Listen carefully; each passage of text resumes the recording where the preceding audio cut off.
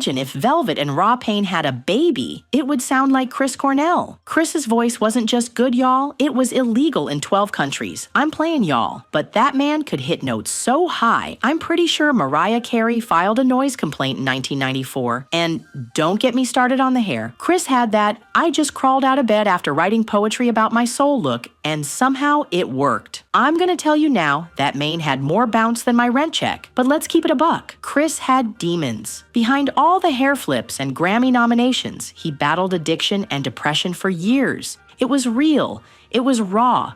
And unfortunately, it was tragic. Born Christopher John Boyle on July 20th, 1964, in none other than flannel-loving Seattle, Washington. Now, get this. Chris came from a very interesting parental combo. Daddy Boyle was an Irish Catholic pharmacist, probably out here telling folks, "Take two and call me in the morning." Meanwhile, Mama Karen, yes, her actual name was Karen, was an accountant turned self-proclaimed psychic. Baby, that's not a resume. That's a Lifetime original series. Irish Catholic dad, Jewish psychic mom, no wonder Chris had layers. Chris was one of 6 kids because apparently birth control was not part of the 60s aesthetic. 2 older brothers, 3 younger sisters, and a whole lot of drama at dinner time, I'm sure. After his parents split, all the kids said, "Bye, Boyle," and took their mom's maiden name, Cornell. Iconic choice. Honestly, sounds way more rock star. He went to this Catholic school called Christ the King, which, spoiler alert, did not appreciate questions. Chris got up in front of a crowd for the first time there, singing One Tin Soldier, an anti-war anthem from the 60s. Imagine little Cornell belting out protest songs while the nuns clutched their rosaries in horror. Adorable. But Chris and his sister? Oh, they were asking way too many questions for the church's liking, and eventually, Mama Karen snatched them out in 7th grade before the holy water turned into holy side eyes. After all that spiritual drama, Chris landed at Shorewood High School and then promptly dropped out, because of course he did. You think the man who wrote Fell on Black Days was gonna be worried about algebra? Now picture this, 9-year-old Chris Cornell in a neighbor's basement where bad ideas are born. But instead of trouble, he found a goldmine of Beatles records. When I tell you, he locked in like it was a spiritual retreat. 2 years straight of nothing but the Beatles. No recess, no friends, just rock and raw emotion. He said his musical path went from Little Richard to the Beatles to grunge royalty, and honestly, that totally adds up. Chris was that kid. While everyone else was playing dodgeball, he was dodging people, vibing alone with his vinyl and social anxiety. But hold up, here comes the drama. As a teen, our boy took a detour to Darksville. Full-on depression, dropped out of school, didn't leave the house, like ever. He had access to alcohol and weed by age 12, and by 13, he was already a certified stoner. Took a little break, relapsed at 15, and basically had a wild rerun of Euphoria Grunge Edition. And don't even get me started on the PCP situation. One bad trip and boom, panic disorder and agoraphobia. Life was lifing hard, but then cue the hero music. Mama Cornell to the rescue. She pulled a classic mom move and said, maybe a drum will fix it. And guess what? It kinda did. She bought him a snare drum, and that little snare became the gateway drug to music greatness. Forget therapy, Mama said. Bang on this and scream into the void. Before the fame, Chris was working every job known to mankind. Busboy? Check. Dishwasher? Yup. Fishmonger? He was slinging seafood before he was slinging lyrics. Sous chef? Yep. He could cook and croon. Man was multitasking misery and mahi-mahi. Then in the early 80s, he dipped his toe into the local music scene with a Seattle cover band called the Shemps. Not gonna lie, that name sounds like a bargain bin shampoo brand, but okay.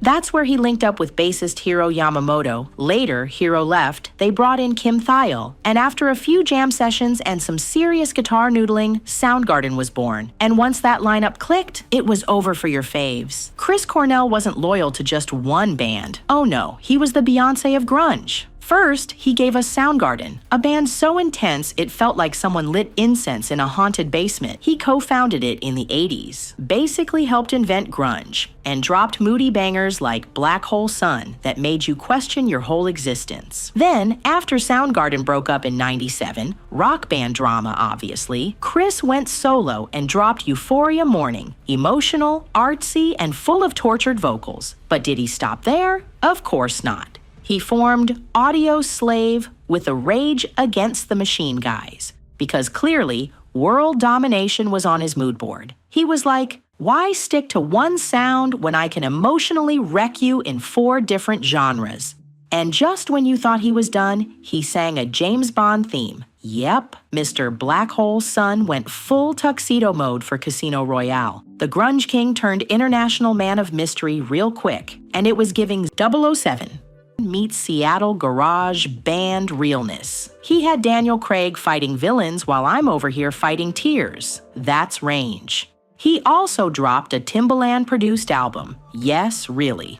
Reunited with Soundgarden and kept giving us solo heat. Chris Cornell was a rock legend, a genre hopper, and the blueprint for making grunge both gritty and glamorous. But behind that powerhouse voice was a man fighting more than just chords. He was battling demons too. In his early days, Chris was on a first-name basis with the whole psychedelic squad. Weed, LSD, mushrooms, even OxyContin, a full rock star starter pack. He had some clean stretches, especially during the Audioslave era where he swapped chaos for creativity. But after Soundgarden's breakup in '97, yeah, the Relapse tour made a comeback. Thankfully, he checked into rehab in 2002, got serious about his recovery, and by 2005, he was reportedly clean and even teaming up with musicares to help others in the industry. Rock star with a heart, okay? Sadly, in 2017, just hours after performing with Soundgarden in Detroit, Chris Cornell was found dead in his hotel room. The official cause? Unalived himself by hanging.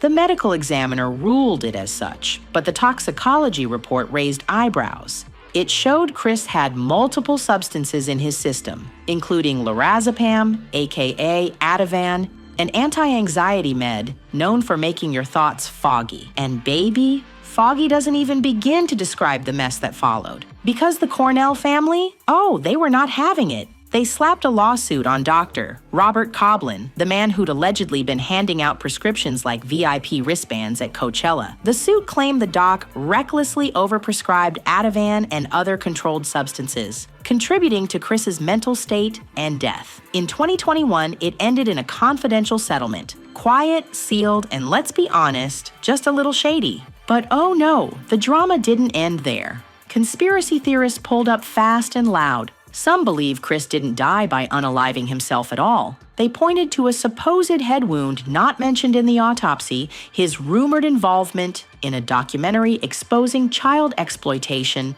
and the oddly swift ruling of unaliving. Like, why the rush to rule it suicide? Why wasn't there more surveillance footage? Even Vicky Cornell, his wife, expressed public doubts, saying the official story didn't add up, especially since Chris had been committed to sobriety and had future plans. But Soundgarden bandmates and official investigators were like, let's not spiral, and waved off the murder theories as internet nonsense. And just when it couldn't get darker, Chester Bennington, Chris's close friend and the frontman of Linkin Park, died by unaliving himself exactly 64 days later, on Chris's birthday. Yeah. Let that marinate for a second. That eerie timing threw gasoline on the conspiracy fire. Still, Chester also battled deep depression and addiction, making it all the more heartbreaking, whether coincidence or cosmic tragedy. But oh, the chaos didn't stop with the memorials. Because right after Chris passed, the courtroom curtain rose. His widow, Vicky, found herself in a legal brawl with Soundgarden. Yes, the same band he built from the ground up. The issue? Unreleased tracks. Vicky said they were solo works. The band said,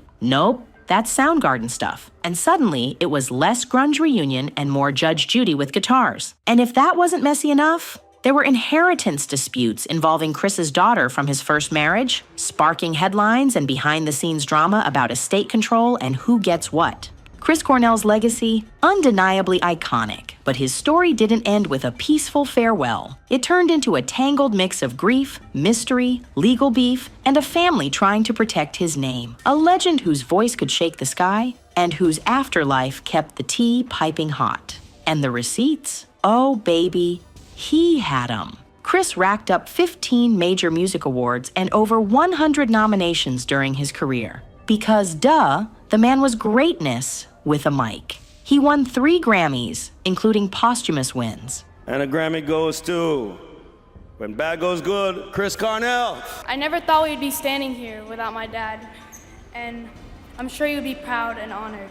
Because even in the afterlife, Chris was still collecting trophies. And let's not forget the MTV Video Music Award he snatched for Best Rock Video with Soundgarden. The industry didn't just love him, they bowed to him. So yeah, messy or not, his impact, stamped, sealed, eternal. When Chris Cornell passed away in 2017, he was just 52 years old, gone way too soon for a voice that could still shake stadiums. At the time of his death, his net worth was estimated at around $40 million.